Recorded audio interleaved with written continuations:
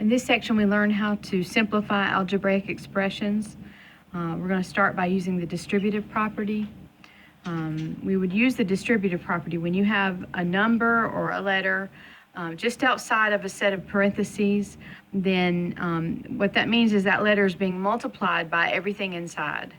So we would multiply the A times the first term, and then A times the second term, and we would wind up with AB plus AC. Here, the same case, but the C is in the back, and we're doing exactly the same thing. We're multiplying this by everybody inside. We'd multiply C times the first term, and C times the second term, and we'd end up with AC plus BC. So we have an example with numbers. We have a 3 outside of the parentheses, and we have 2x plus 5 inside. So that means that we need to multiply the 3 times everything inside. So we're going to multiply 3 times the first term, which would give us 6x, 3 times the second term, which would give us 15. Here, the 5 is behind, but it's outside of the parentheses, so we're going to multiply through. We're going to multiply 5 times 3, and it's going to give us 15. 5 times 2x is going to give us 10x.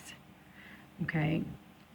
Now, what happens when you don't have a number outside, but you have a symbol outside? Here we have the plus symbol, and what you need to remember is that this plus really means positive 1. And if we multiply positive 1 times everything inside, it's just going to give us everything inside. Positive 1 times A is just 1A or A. Positive 1 times positive B is just going to give us positive B. So no real change there. You just drop the parentheses. Okay. Here we have a negative outside of the parentheses. And so this negative, we need to understand that that is really a negative 1. So we're going to multiply negative 1 times everybody inside. So negative 1 times A is negative A. Negative 1 times B is negative B. Okay, so here are a few examples. We have D plus X plus 2. Because this is a plus, there's no real change. So we can just drop our parentheses. Here we have a minus. So we have to multiply this minus 1 through everything inside. Minus 1 times y is minus y. Minus 1 times minus 12 is plus 12.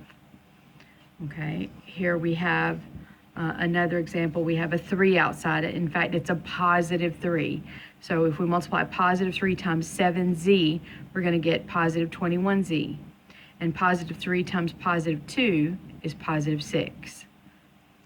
Our last example right here is m minus 12 times the quantity 2w plus 4. We're going to multiply negative 12 times 2w and get negative 24w. Negative 12 times 4 is negative 48. Okay, so now let's talk about like terms. Like terms are terms that all the letters match exactly along with the exponents for those letters. They have to match exactly. So let's look at, I wrote a few examples here. Let's see if we can do some matching. So right here I have 7x squared. And I can ignore the 7 for a minute, and I just need to look at the letter and its power. I only have an x squared, so I'm looking for more x squareds. I have one here. So these two guys are like terms. I'm looking for more x squareds. Here's one.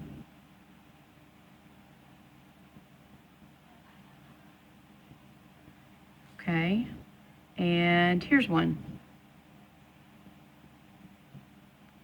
Okay, so I have 7x squared, I have x squared, I have 5x squared, and I have 6x squared. Those are all like terms, and those could actually be combined into a single term. Okay, the next thing I would do if I'm looking for the rest of my like terms is I look at my letter and my power, y cubed, and I check to see if I have any more of those. And as I look down my list here, I have another y cubed here. So these two guys are alike. Those two could actually be combined. So now let's look at x. I have an x here, and since there's no power, it's x to the first power. I'm looking for more x to the first powers. This is x to the first power, but it also has a y, and this guy doesn't have one. So those are not like terms. So x, oh, here's one. Here's one. So here's an x, and here's an x. And I think that's all. Okay. So we could continue, but the point is our letters must match exactly, and their powers must match exactly in order to be considered like terms. This is xy. This is xy squared. Those are not the same. This is x squared y. Those are not the same. This is xy squared. Those are not the same. But here's another xy. So these two are alike, xy and 4xy. So I gave you a few examples that at least should get you started. All right, so it says to combine like terms, you just add the coefficients. So here I have 2x's plus 3x's. I can ignore the x's for a minute and just look at my numbers. 2 plus 3 is 5, and then put my x behind it. I tell my students to consider x an apple. I have 2 apples plus 3 apples, so that means I have 5 apples. My piece of fruit didn't change. My x didn't change to x squared. It is still x, and x is going to be what's in my answer. Here I have 2x squareds plus 3x squareds, so I'm going to have 5 of those, 5x squareds. Here I have 2x plus 3x squareds. Those are not like terms. You cannot combine them. So the answer is just 2x plus 3x squared. Here I have x plus 4x. That means 1x plus 4x. If there's no number here, you understand it to be a 1. So 1x plus 4x is 5x. And the same thing goes here. I have 3x's minus 1x. So that would be 2x's. All right, and so this says to combine like terms, just add coefficients. Do we have any like terms here? I have 6y, 2z, 12y, 6. These two guys right here would be considered like terms. Okay, let's look at this example. I have c squared d. That's not a c squared d. That's not a c squared d, but here's one. So these two are alike. Okay, I have a cd squared. CD squared, CD squared. These three are alike. Okay. So the last little bit here, that give us 2 examples for us to try to combine like terms. So I have 3x plus 12y minus 4x plus 5y. I see that this term and this term are alike, so I can combine those. 3x's minus 4x's is minus 1x. And then these two terms are alike. 12y plus 5y makes 17y. Okay, those cannot be combined anymore because the letters don't match. So here I have 4f squared minus 4f minus 15f plus 7cf.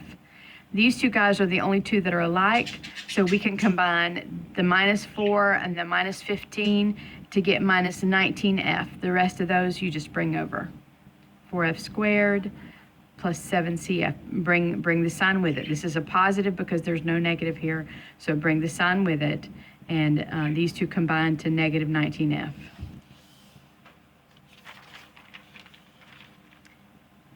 Okay, just a couple more examples.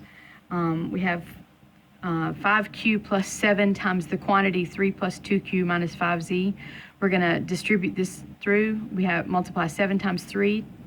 I brought my 5q over, then multiplied 7 times 3 to get 21, then multiplied 7 times 2q to get 14q, and then 7 times negative 5z to get negative 35z. And then I looked for things that were alike to combine. So I saw that these two are alike, so I combined those to make 19q plus 21 minus 35z. Okay, and then we're going to do the same thing here. Bring my r over, multiplied 3 through all of these. Negative 3 times 2r is negative 6r. Negative 3 times negative 6 is positive 18. Negative 3 times 5y is negative 15w. And then I looked for things that were similar so that I could combine. And what I saw was that these two are similar. R minus 6R is minus 5R, and then brought the other two down. Okay, so in the very last example here, what I wanted you to realize is when all the variables are the same, you don't necessarily have to distribute through. Here, what you see is that this is negative 2 times a plus b, this is negative 4 times b plus a, and then this is positive 3 times a plus b. And so if you could just switch these around, then they would all have matching quantities, basically. And so we know that addition is commutative. You can swap places and you don't change the value. So we're going to swap the b with the a, and that's okay for us to do that. So now everybody has a plus b behind them.